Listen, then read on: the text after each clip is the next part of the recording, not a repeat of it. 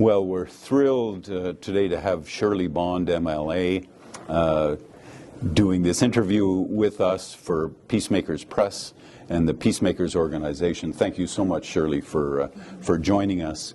And I just want to say up front that Peacemakers is not the official voice of the Christian community in Prince George, but we are an organization that our vision is to see our city thrive, and if we can change the spiritual atmosphere for good of the city, that's what we're all about. And you inadvertently have been a wonderful supporter of ours. You're always at the Mayor's Prayer Breakfast and support us that way. So we're thrilled to have Shirley Bond here with us, who's been in, you correct me if I'm wrong, but you've been an MLA, you've been in Victoria representing us since 2001, I believe. That's right. And 22 plus 23 years. And I just want to assure you and assure Dorothy too that my wife reminded me last night, she said, listen, Shirley's got a very broad following up here, and my wife called you the Mother Teresa of BC politics, so she warned me, said, be nice. Okay, be nice, and that's our intention too. And well, we want to thank you for your service. You've served us so well. You're an icon of the North anyway. So the most immediate question that I have for you is, okay, you've served all this time, you've seen changes and some immediate changes happening right now, okay? And so maybe you can give us a bit of an overview on BC United, what you stand for, what the main values are. We have specific questions here too for you, but maybe just give us a general overview, and then I'll have a couple of questions that come out of that too. So. Well, first of all, thank you very much for having me this morning. It's wonderful to be at home and have the opportunity to have a conversation about what matters to me, to our party, and to Northern British Columbians. So, you know, I think our party, like every party, wants to make sure that we have a British Columbia that is better for the future generations than it has been in the past. We want to hand off a province to the next generation that is better than the one that we inherited. And I should say that, you know, I'm a very strong believer in making sure that we have top quality public services in British Columbia, Really? Whether it's healthcare, whether it's education. And what matters to us is actually looking at what's working.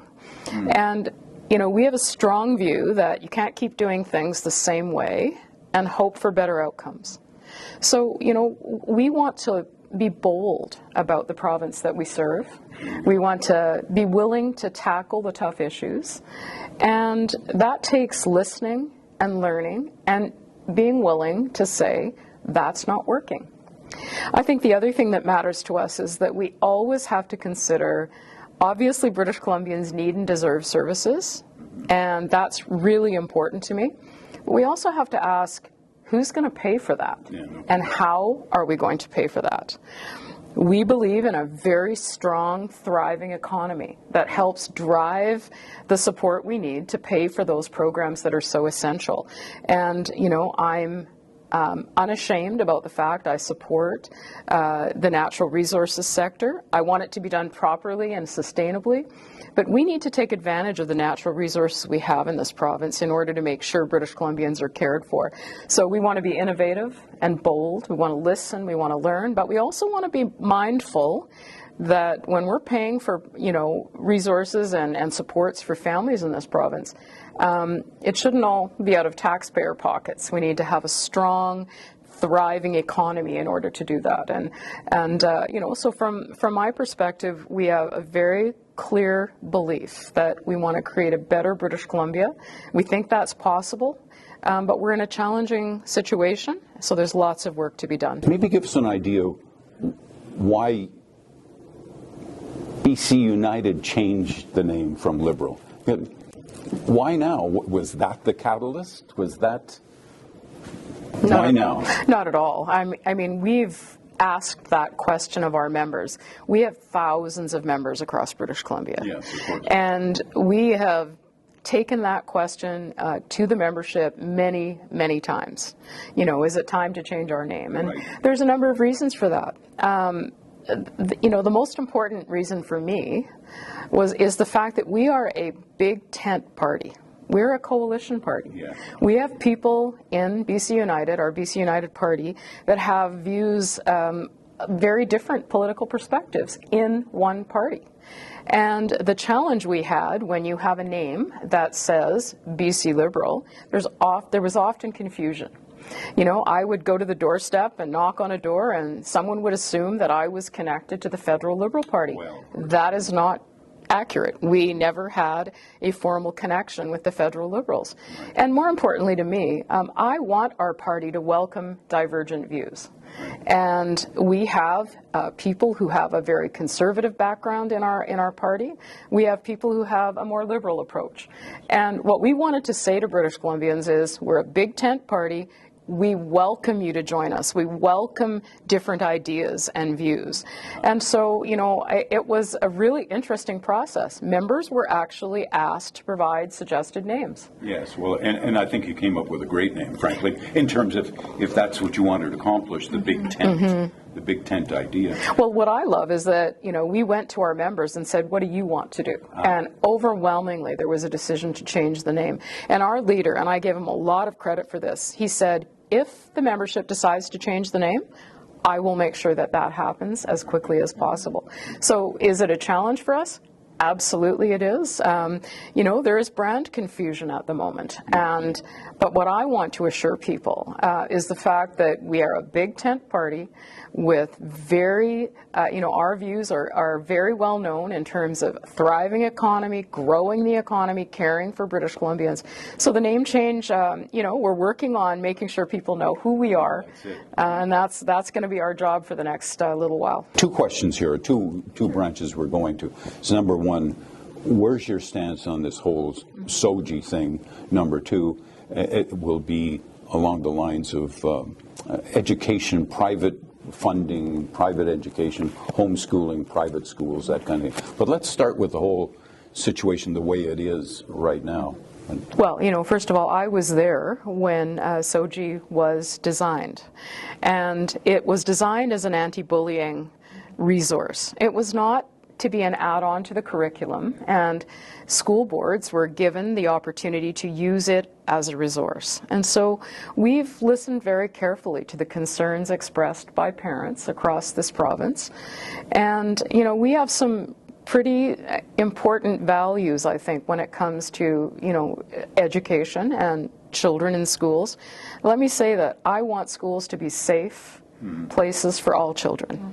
All of us want that to be the case, and I firmly believe that. However, I've also heard, and we've listened to parents who have significant concerns about what's happening in classrooms related to SOGI. So what we've said is we believe parents have the right to be involved in their children's education. Who knows their children better than their parents? Right. So, you know, we've said that there needs to be parental involvement. There needs to be more transparency about what's going on in classrooms. We need to make sure that any material in the classroom is age appropriate. And that's been one of the significant concerns we've heard. So we've said we are going to review SOGI to ensure that it's meeting the intended outcomes that it was created for. And I think that is a realistic and fair approach. But let me say, you know, I'm a grandma, I'm a mom. My husband and I were absolutely involved on a daily basis with our kids' education. We have the right to make those choices for our children. So I think, you know, our decisions will be based on the principles: parental involvement, consistency, transparency, and age appropriateness. I've homeschooled for 6 years now. I love it. It's a vibrant community here in Prince George. But I know 2 years ago the NDP made some changes to homeschooling and funding, and as families are looking at what is best for my child, public school, private school, homeschooling, wondering if the United Party has any changes or thoughts on structuring school, especially when I know we need teachers. And my track record will speak for itself. I was a school board chair for many years in this school district, and I am a strong believer in choice. I also believe passionately that you need to have a top quality public education system. I think that's one of the foundational parts of having a great province, a great country to live in. So big, strong supporter of public education. Having said that, I also believe parents have the right to choose. Again, it goes back to parental choice, parental responsibility. So I believe that parents should have the right to homeschool their children. And we should also be pretty clear about the fact that when it comes to, private education in British Columbia, they provide capital. So when you think about building schools and the challenges, the budget that was just tabled shows very few new schools in addition to what's already been announced. Well, the private school system actually helps relieve some of those pressures. So to me, it's not either or. It is both. We all know that housing has gone up, interest rates have gone up, there's demand for housing, there's more immigration into larger centers, especially that drives up the demand of housing. What is the United Party's kind of stance and hope and how to combat all that? I'm really glad you used the word hope, because when we sat down and thought about, what do we need to do to give back the hope of home ownership. And frankly, it's been lost for many, many British Columbians, and especially young families. When you stop and think about, how on earth are they going to afford to have their own home? And Gary, you and I would know that matters to parents and grandparents as well, because we want to see our young people have the opportunity to do that. So we've just announced a very innovative plan. For example, we would put in place a rent-to-own program. So we would ask housing developers, as they create new and build new in the province, for example, to set aside a percentage of those homes, which would be part of a rent-to-own program. So for 3 years, you would pay rent at market value, but that money would contribute, it would become your down payment on that home. So, we've had pretty recent? Yes, we just announced it in the last few weeks as the first steps in our housing platform. Right, but we've heard really great feedback about that. Of course. And, I had a young couple say to me, it actually gives us a sense that maybe we'd have the hope of owning a home. So rent to own is one way to do that. There are some other important things we need to do. We would look at increasing the threshold in terms of the property transfer tax. So, we want to make sure that we can put money back in your pockets. So, we would look at that threshold being $1 million, and it would allow people to save up to $18,000 on their down payment. That makes a big difference. We'd also remove PST on residential construction. And so we're thinking, we need to look at a number of ways. How do we help a homeowner get into a home, rent to own? How do we encourage people to build more houses, reducing the provincial sales tax?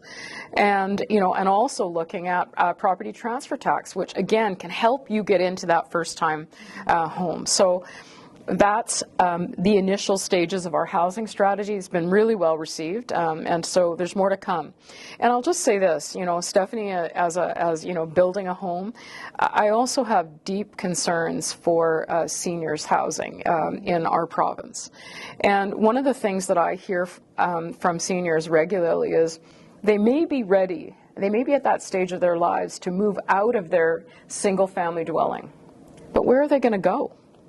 There are no options enough options for seniors to say, I want a smaller place, perhaps co-op housing.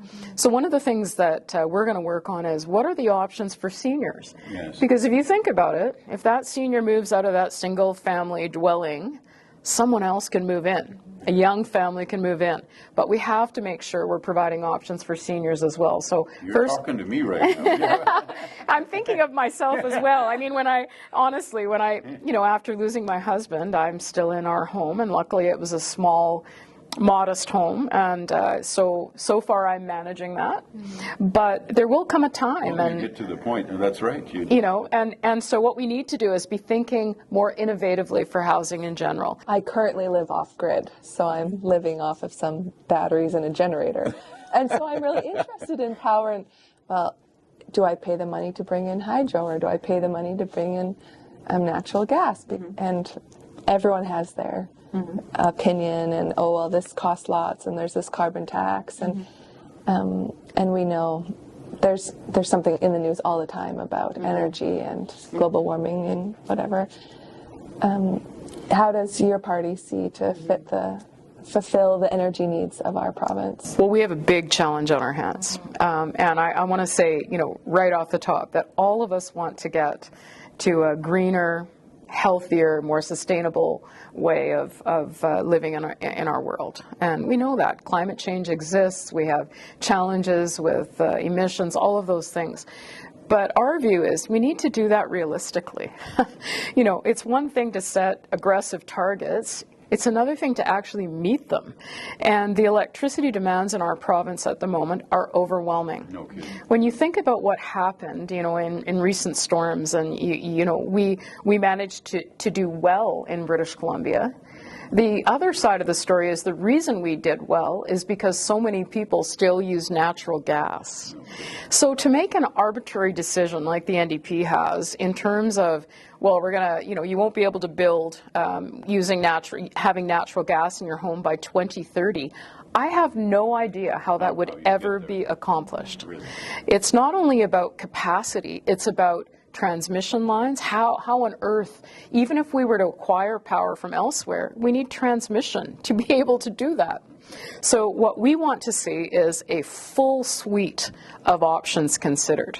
I have been a lifelong supporter of independent power. Solar, looking at micro hydro, for example. And why does that matter? It matters because if you live in McBride or Valemount, you are on the end of a transmission line.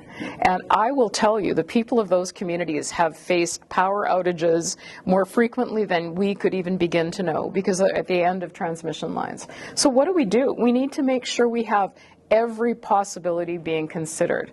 And it's been very disappointing to see, the current government made a decision to move away from independent power projects.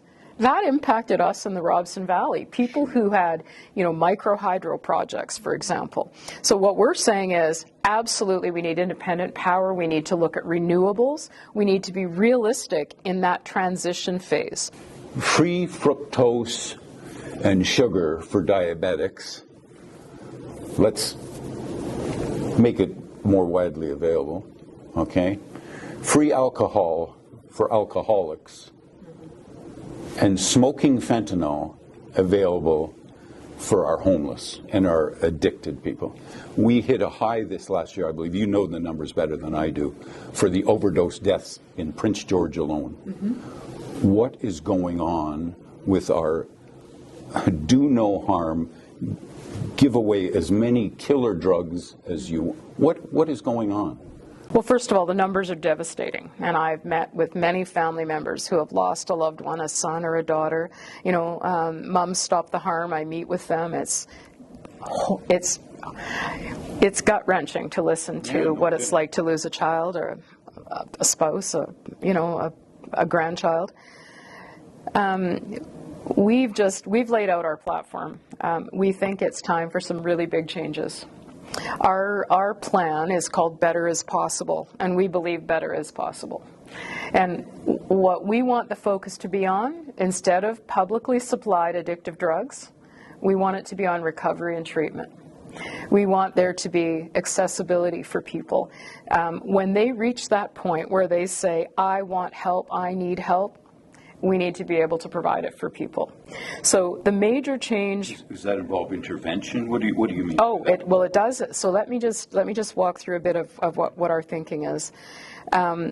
First of all, we believe that the system has shifted. Instead of focusing, on publicly supplied addictive drugs, we should be focusing on recovery and treatment.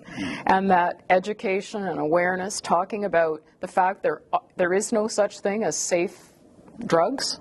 We need to get back to actually talking about that and saying, the best way not to have to deal with addiction is not to be addicted in the first place. But what we want to concentrate on is recovery and treatment.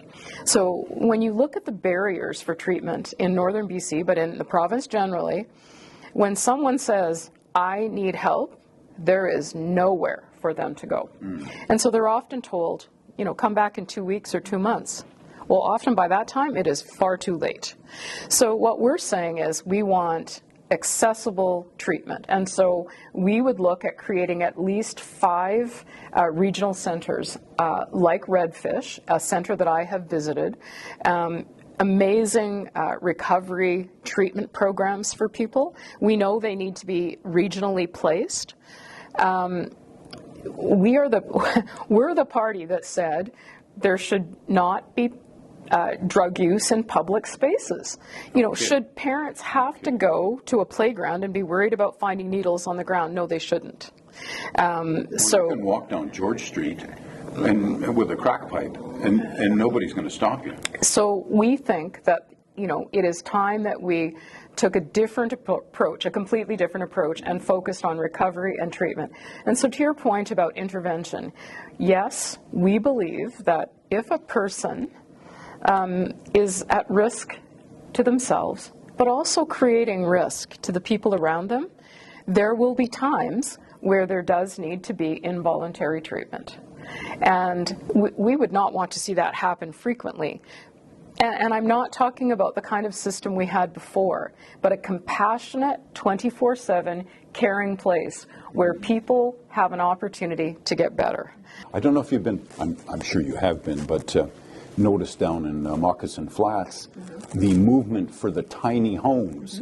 Okay, so I don't know if you've met Brad Gustafson and Philip Erickson. I have. Have you? And great guys. We're working with them and through Peacemakers, and we're doing some stuff with them. But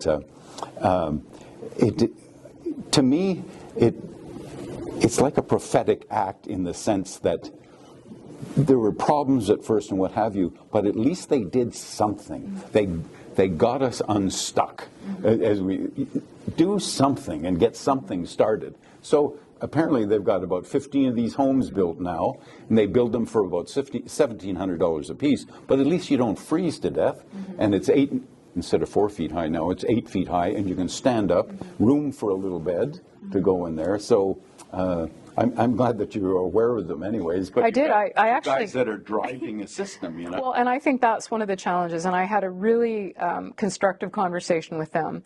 Right. Obviously, I'm an elected official. I do have to follow the law. Yes. And when there's a stop work order, I can't, I said to them, I'm very interested in understanding your work, right, but I also have to, adhere to the law. But let me say this, when I met with them, it's the passion of their hearts. Yeah. And I think their biggest concern is there's not a seat at the table for people who really have a passion for serving others. And so, recently there's been a movement to bring those people together. I also want to point out, though, that we're a big community, and we have to think about the impacts on our entire community. And I think that having conversation and engaging on the issues is critical. If you stop and think about the recent decision, for example, by the government to add additional housing options at the North Star, think about the neighbors who live above the North Star. Yes. And it's not... Or the insurance office right across the street. Exactly. And so think about the people who live in the neighborhood of Moccasin Flats as well.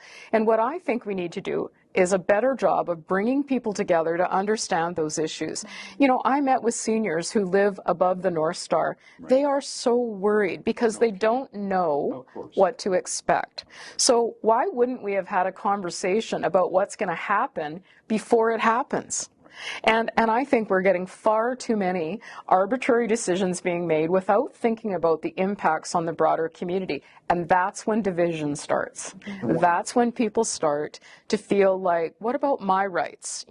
And so I think and those people, I need, they are also caring human beings. They want to see people do well too, but they've invested in their homes, their property values, businesses that are impacted. So let's sit down and have the courage to have the conversations about how together we tackle some of these issues. And I think that has been difficult to do, and I think we need to change that. I love your view on bringing people to the table and having the conversation, and I think that the new name for your party, the United Party, really embodies that. So People ask me, why do you do this job, or why are you going to put your name on the ballot one more time? It's because I love where we live, and I will always fight. Quite fiercely, by the way. In the legislature, I'm known to be quite fierce, and I'm not, I don't make apologies for that because that's my job. But together, we have to create the kind of community that welcomes diversity, that cares for people in a compassionate way. And from my point of view, Stephanie, it starts with having the courage to sit down. What a privilege. I have a key to the legislative building. I never take that for granted. And so I'm very grateful for the conversation today and for your kind words. They mean a lot to me. Okay, well, thank you. thank you so much. Thank you. Thank you. Shirley Bond, MLA, 22 years serving us so well.